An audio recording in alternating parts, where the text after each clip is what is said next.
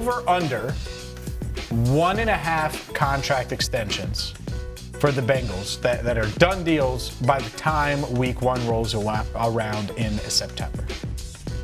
Well, a Bengals team that's hoping to get a ring themselves this year, and obviously there's a lot of moves they made already and additions they made to this roster.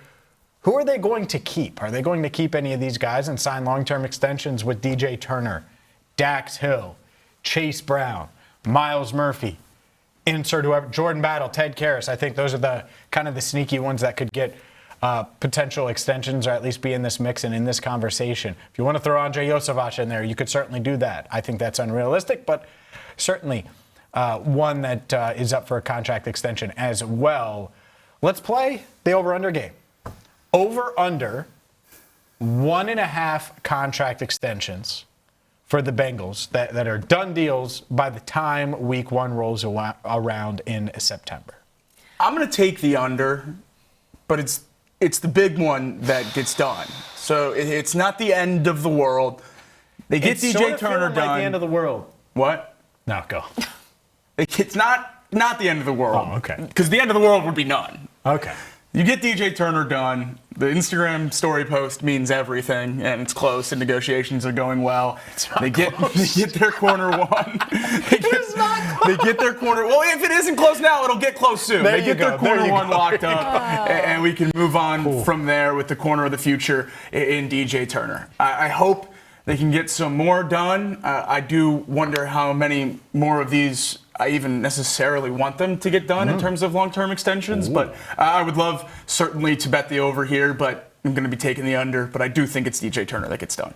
I'm with you. I think DJ Turner gets done. That's the priority. I feel like it's going to be the under because the Bengals historically just typically don't do a lot of contract extensions in September, in August. And so for more of the notable name players. I'm going to take the over on this, though. I think of this list, I think it's going to end up being 2. I could see it being maybe DJ and either Myles. In a great world, I wish it would be Dax. I just don't know if they're going to be able to keep both of them. I feel like I would love to see Chase Brown extension. I just also don't see that realistically happening. But he has more than earned that opportunity and that extension. I'll take the over. I think a sneaky one in terms of likelihood is potentially Battle just because of the price point. Look at you. Is it because of the price point or because Battle went to Bama? Oh, a little bit definitely of both. that. A little bit of both, but it's hard to pay both corners, so I think that makes it a little uphill battle for Dax. Safeties? He's in a different bracket than the rest of them in terms of contract extension, so maybe he could sneak in there. But no, I get it. I'm just kidding. I'm just yanking your chain a little bit. But yeah, I agree. I look at this. This is what I want to do. Can the Bengals just let me negotiate with DJ and Dax? Just both of them? Package deal? Both of them. I'd bring them to the desk. We'd get the cookies and cream ice cream for Dax, since he doesn't like mint, if that's the case, or whatever, and whatever DJ likes. And we would make sure that they get paid. That's it. I want to keep these guys together because they're really, really good. And they're going to get paid a lot, and someone's going to pay them. Dax Hill is going to make $20+ million a year on his next contract. Yeah. That's what's going to happen. And so the Bengals aren't going to offer him that and DJ that. I'll break the news right now. They're not going to pay both of these guys $20+ million per year. They're already doing that at wide receiver. They have Dexter Lawrence. They have a bunch of guys under contract in that defensive line room. Who knows what happens with Myles? But that should be the answer. I just want to point out what should be the answer. The answer should be over. It should be 2, and it should be Dax and DJ, not necessarily in that order. That's it. Agreed. All right. Yeah. I am going to take the over. I don't think it's going to be Dax. And I think that it'll be DJ. I think Chase Brown is sneaky. I think they are more interested than maybe I am at extending a running back and open to it if the market presents itself in a certain way. And if they can get him for $10 million per year, let's say, or they're really committing for this year and the next couple of years on a contract extension, I think they would consider doing that. And so the Chase Brown one's there. I do think Ted Karras, he wasn't on the graphic. I do think that there's a path to that.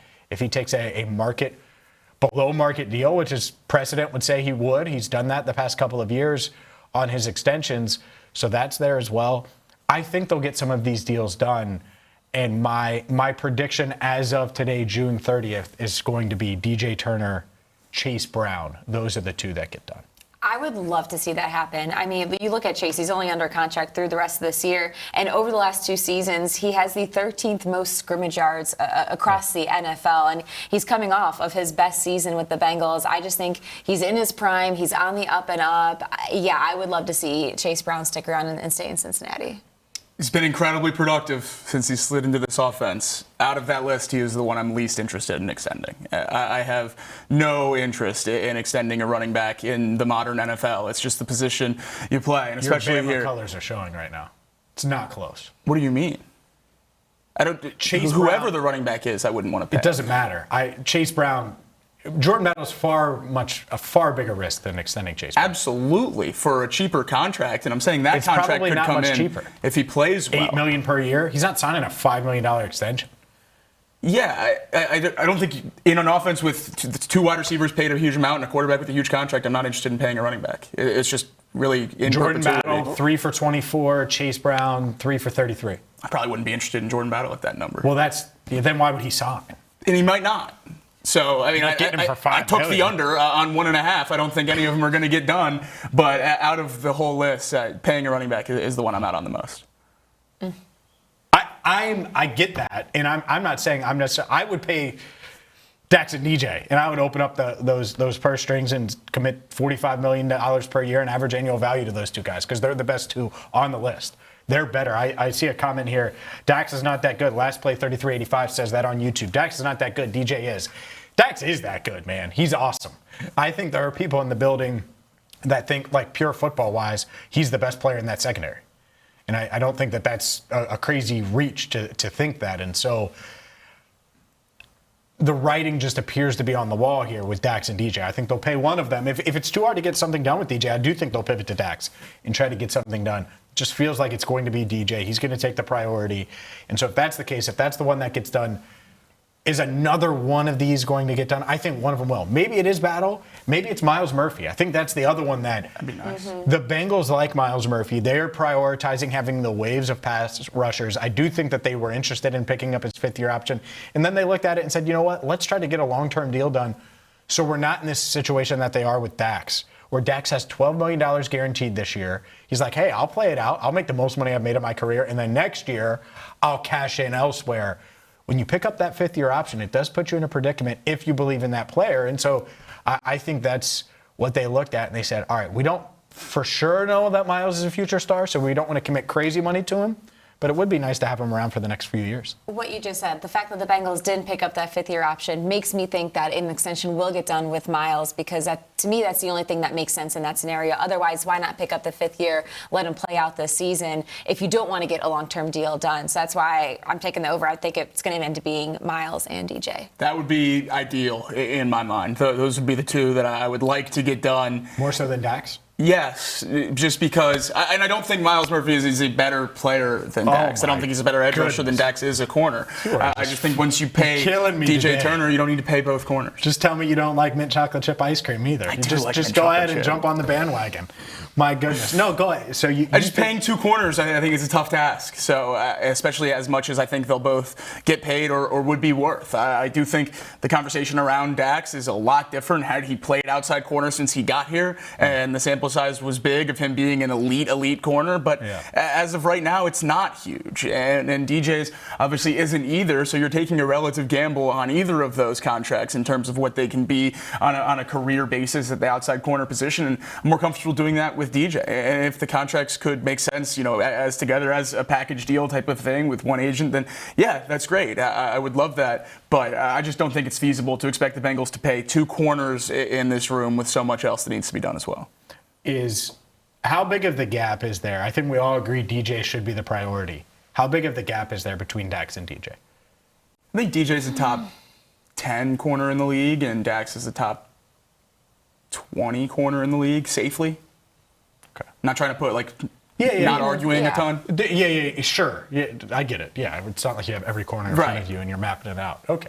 I think for me right now, DJ seems like a clear CB1. I think he more than showed that last year. I think Dax has the potential and can get there. I think he is just a little behind. I feel like relatively close, but I don't know. I still need to see a little bit more out of Dax. How realistic is at the end of this season, we're like, oh, Dax is also a CB1? Like, is that Yes. realistic? Very Yes. realistic. Okay. In which case, then you pay him now and get a huge steal. Is that more likely than Myles Murphy is a, like, not pass rush one, because I think that's unrealistic. He's never really been that, but like a borderline Pro Bowl defensive end. Borderline. 8 to 10 sacks. You feel awesome about him. Which one's more realistic, Dax CB1 or that? In my mind, they're Dax. about the same.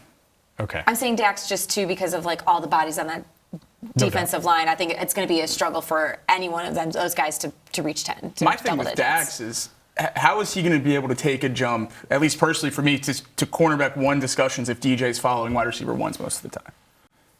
Like, it's going to be really hard for me to justify calling Dax a corner one if DJ is guarding the other team's best receiver most of the time. I get that.